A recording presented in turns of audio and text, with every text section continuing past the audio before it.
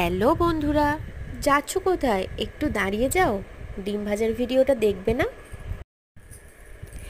ডিম ভাজার জন্য আমি দেখো 5টা ডিম নিয়ে নিয়েছি, সাথে দুটো বড় সাইজের পেঁয়াজ নিয়ে নিয়েছি, আর কিছুটা কাঁচা লঙ্কা নিয়ে নিয়েছি।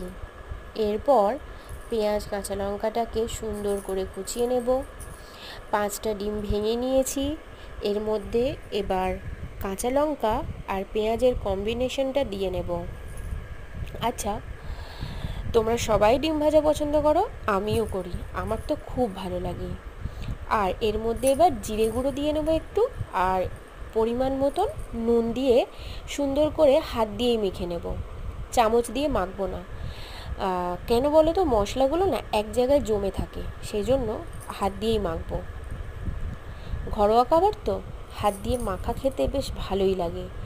আচ্ছা, টেস্টও বাড়ে।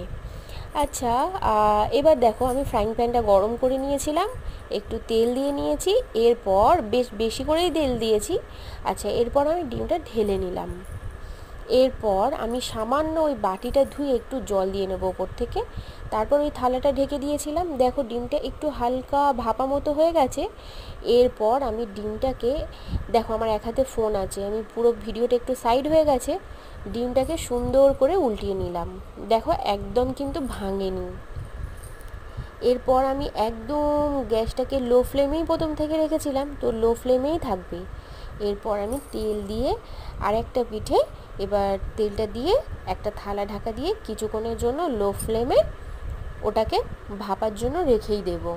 মানে এটা ডিম ভাজা প্লাস ভাপা হবে, ঠিক আছে? আর যখন তোমরা খাবে দেখবে ডিমটার ভিতরে না একদম স্পঞ্জি ভাব। তো আজকে ডিনার মেনুতে এই তো মানে লাউ ডিমের একটা তরকারি, সয়াবিনের তরকারি, পটল ভাজা আর ডিম ভাজা নিয়ে নিয়েছিলাম। এটাই রাতের ডিনার মেনু ছিল।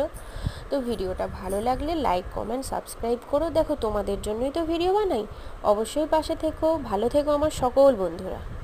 টাটা।